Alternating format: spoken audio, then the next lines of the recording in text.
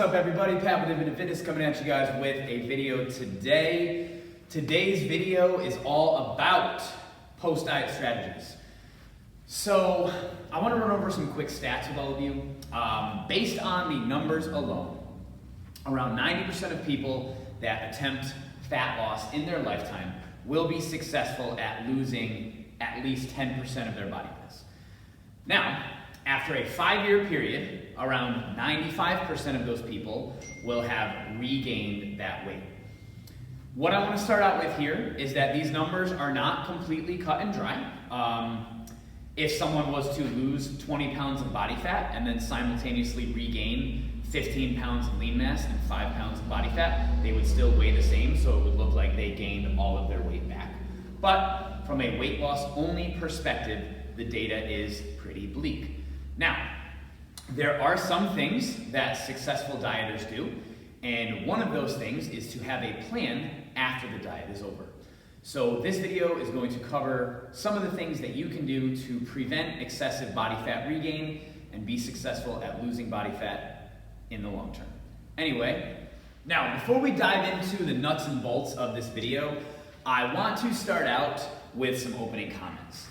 So one of the first things that I want to start out with is it may be wise to end your fat loss phase earlier than you think. So many of the people watching this video, most of you, will probably have to lose your body fat in more than one swing. So if you have a decent amount of body fat to lose, or you're trying to get very lean for aesthetic purposes or competition purposes or whatever, usually you are going to have to lose fat in different phases. It is possible to do it all at once. However, for most people, that will not be the case.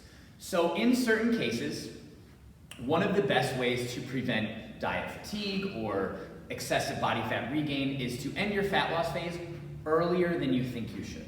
So if you're at the point where you're like, I just want to lose that last 10 pounds, but I'm having all these cravings and I, am overshooting my calories and I'm not losing weight like I used to, those are all signs that it might be time to take a different approach.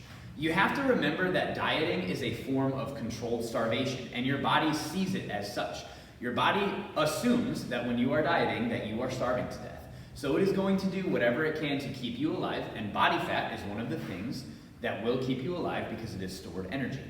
So as you get leaner and leaner, these effects of dieting will become more and more prominent. So if you are noticing that you're having a really hard time losing more weight, you are excessively fatigued from dieting, you're getting a ton of cravings, you're going over your calories all the time, it may be wise to end your fat loss phase early.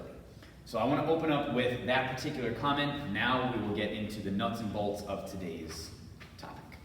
All right, so I want to get started with step one. Step one in the post-diet, post-weight loss phase is establishing a new level of maintenance calories.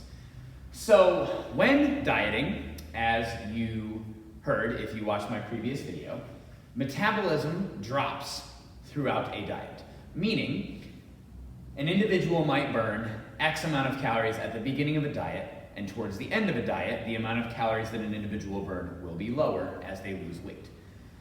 The effect of this metabolic drop or adaptation will be greater depending upon how much weight an individual has lost.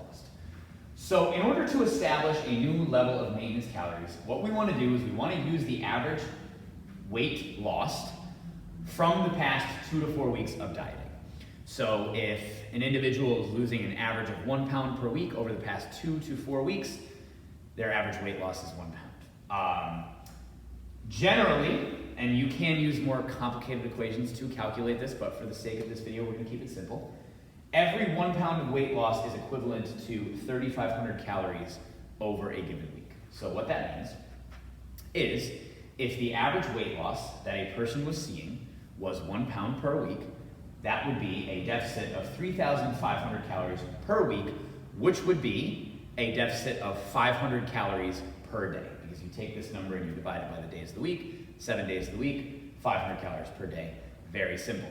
So if this individual was dieting on 1,500 calories per day, and they were losing an average of 1 pound per week, their maintenance calories would be 2,000.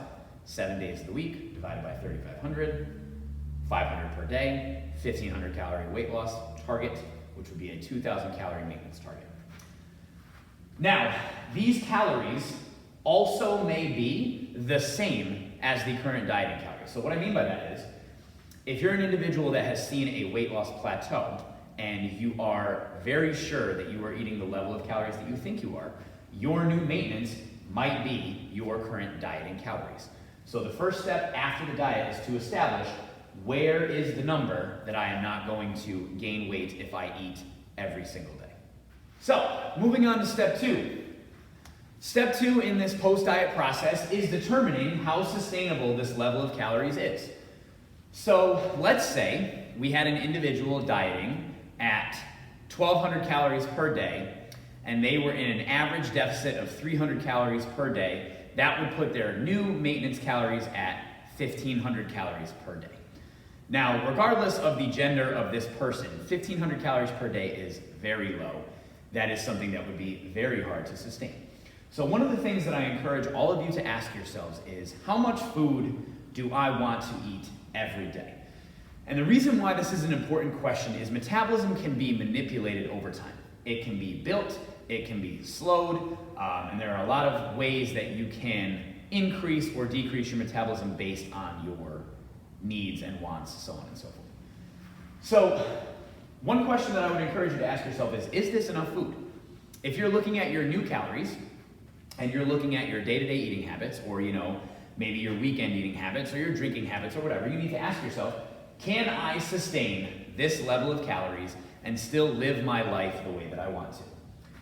If the answer is yes to that question, you can stop this video here. That is really all you need to know. If your post-diet calories are very sustainable for you, you do not need to watch any longer. However, if the answer to that is no, we will move on to step 3, which I will get to in a minute. The second question is, can you adhere to this? Is this something that can be adhered to long term? So think about vacation eating, think about weekend eating, think about celebration eating, think about parties, holidays, so on and so forth. So most of the time when people gain body fat or regain body fat, it's not necessarily on a Monday through Friday basis. It might be on the weekends when they go out and drink their face off, or it might be at the holiday time where the average individual will gain anywhere between 1 and 4 pounds throughout the year. So you have to ask yourself, can I adhere to this long term, and is it going to align with the goals that I have for myself? Because the last thing that you want is to go through all of the work of losing weight just to regain all of it back within a 5-year period.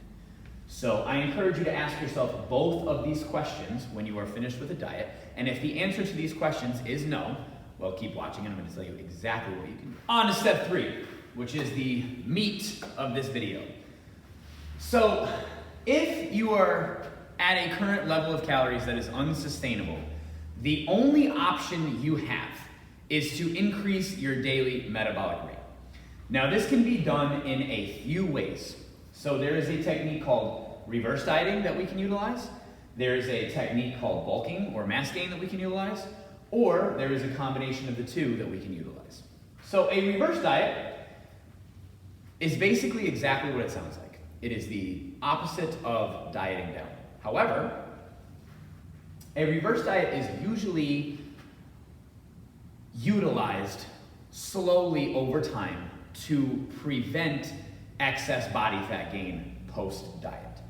So I will be making an entire video going into the nuts and bolts of reverse dieting and how to do it, so make sure you tune into that. That'll probably be released in a couple weeks.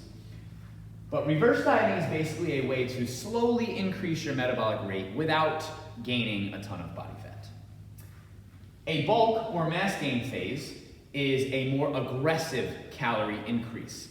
Now, this particular situation might be good for someone that is not necessarily worried about putting a lot of body fat back on, but is unhappy with their level of current musculature, and that is an option. Personally, I would say your best option after a diet is done, if you are not 100% happy with your physique, is a combination of the two. And here's why I say that. A reverse diet can be utilized slowly after a diet to bring calories back up to a level that is more sustainable, and that will allow the person to eat a little bit more every day without accruing a ton of body fat. Once that particular period of time is done, a less aggressive or more aggressive bulk could be utilized to gain more lean mass, followed by a later fat loss phase if that is what someone desired. Now, if someone is happy with their level of lean tissue, but they would like to eat a little bit more food every day, your best bet is going to be a slow reverse diet over time to slowly increase your metabolic rate. Now, if this is done the right way, a reverse diet, there is no reason why one could not add several hundred calories to their daily intake without accruing a ton of body fat. Now, I know these terms and these philosophies or concepts might be very foreign to you, but the reason why they are very important is the body will always seek homeostasis. So if your body was used to having a metabolic rate of 2,000 calories per day for several years, and then you disrupted that metabolic rate by dieting, the body would like to get back to that level of eating again.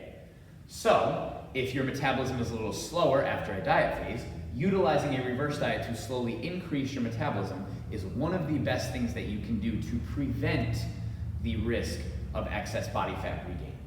Because again, if the post-diet phase is not handled properly, there are a lot of adverse effects that we can see from dieting.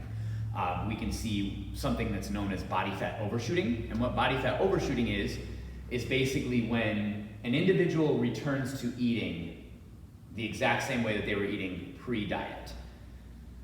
Because the body's metabolism is lower and hunger levels are elevated and satisfaction from food is lower, a lot of times the individual will end up consuming more food than they were pre-diet because they are in a state of controlled starvation. And this is why we can see people that will lose, 10 to 15 pounds and then gain 20 to 25 back and then be all discouraged because they put in all this work and then lost it.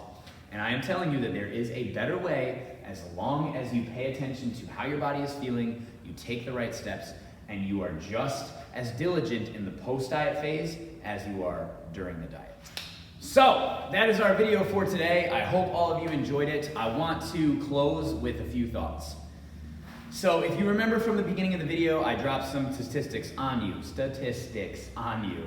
90% of people will be successful at losing around 10% of their body mass over their lifetime. However, only around 5% of people will be able to maintain those results after a 5-year period. So clearly, dieting and actually losing the weight is not the issue. The issue is being able to sustain that after the diet is over. So, if you are someone that does not want to lose all of the results that you work very hard for, I would highly encourage you to utilize the strategies talked about in this video. Put just as much thought into the post-diet eating as you would the diet itself. Next week or the week after, I will be dropping a video on the nuts and bolts of a reverse diet, how to use one, how quickly you should be reverse dieting based on your goals. So if you find that topic interesting, be sure to tune in for that. Also, make sure that you subscribe to our channel, and as always, stay strong.